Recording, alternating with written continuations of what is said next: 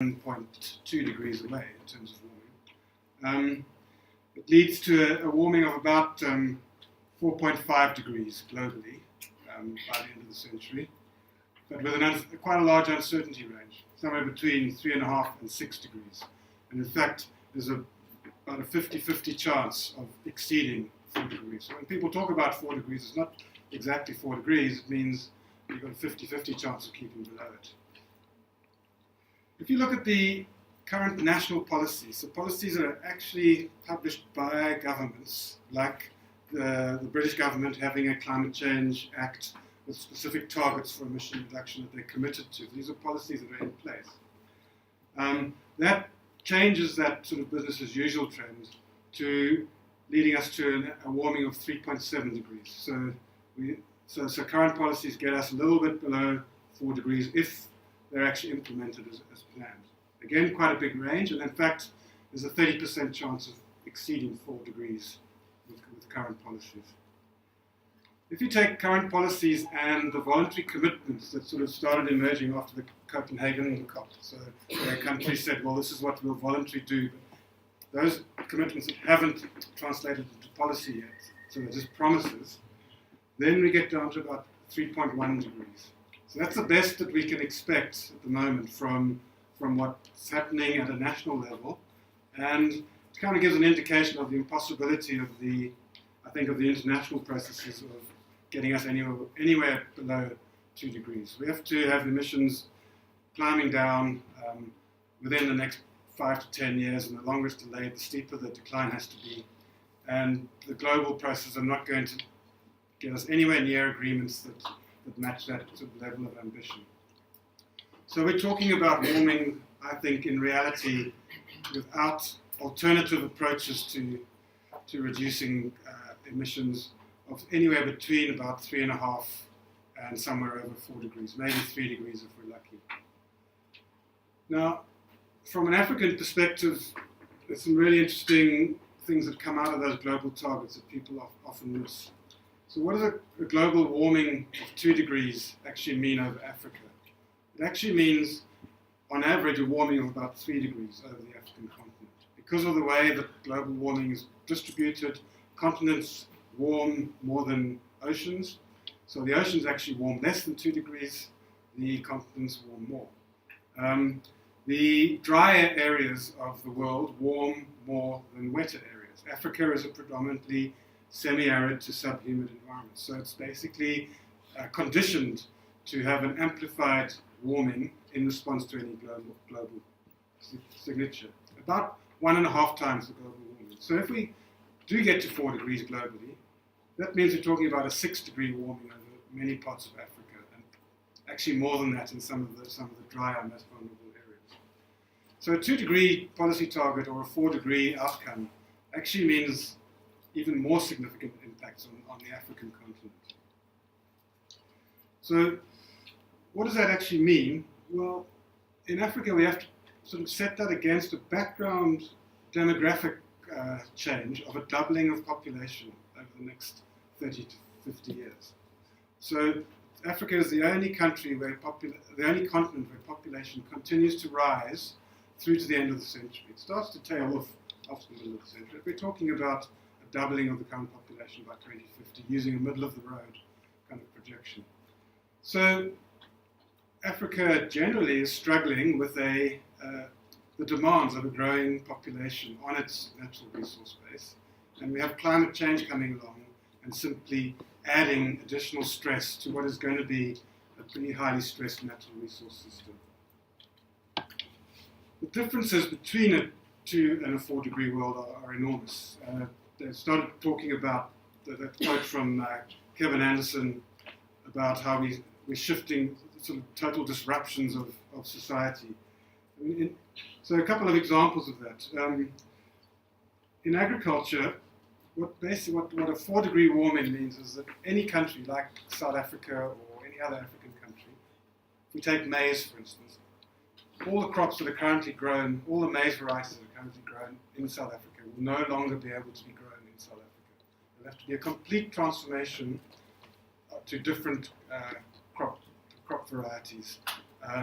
and it may be that in the most extreme, sort of most marginal areas, that arable farming is no longer possible. So that requires essentially a transformation of agriculture, because it's just going to be a different climate under which agriculture will be operating. In rangeland areas, where much of the pastoralist societies, some of the poorest and most vulnerable people in Africa live, generally roughly once in every 10 to once in every 20 years, you get a drought or a reduction in rainfall that causes sufficient failure to lead to famine, a loss of livestock, etc. The 4-degree future reduces that to happening once in every 2 years. So crop failures or fodder failures once in every 2 years. And you can't really genetically modify your way or breed your way out of rangeland systems. That has to happen through, if you like, evolution. Evolutionary systems are not going to be able to keep up with those kinds of changes. If we look at water, most of Africa, apart from the tropics, is semi-arid or sub-humid, as I said. The difference between a 2 and a 4-degree warming is differences in rainfall reductions over dry areas. 2 degrees warming means maybe rainfall on average decreases by about 10%. A 4-degree warming means anything up to a 30% decrease in rainfall over the dry areas of Africa, and equivalent increases and hence intensity of rainfall in the tropical areas. What about coastal areas? 2-degree warming, we're committed to a best guess of a 0.4 meter increase in sea level rise by the end of the century. So that's kind of the policy target. 2 degrees gives us a 40 centimeter increase in sea level. If we're talking about a 4-degree warming, then by the end of the century, somewhere around about 0.8 of a meter, 80 centimeters. You can imagine what that means in somewhere like Cape Town.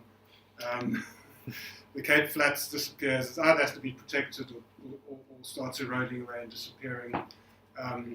The people in the city of Cape Town, they're already worried about Milnerton Beach disappearing, and that's and the loss to property, etc. And that's in actually a well-established, quite well-managed city. Many communities living in coastal areas in Africa don't have that option to protect. It's basically going to lead to mass loss of coastline and migration. So those are some of the potential impacts.